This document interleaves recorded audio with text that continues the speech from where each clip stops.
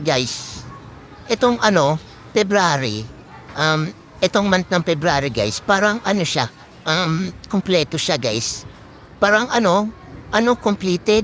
Ano ba ibig sabihin? Ano ba tawag? Parang perfect siya. Oh, perfect. Pakita ko na lang sa inyo. Ito siya guys, oh. Tada! Diba, ayan oh. Diba, February. Yan, 2026 siya.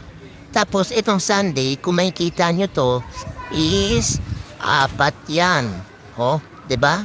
Tama ba? 4. 4 na Sunday. Itong Monday is 4 din. Tuesday is 4.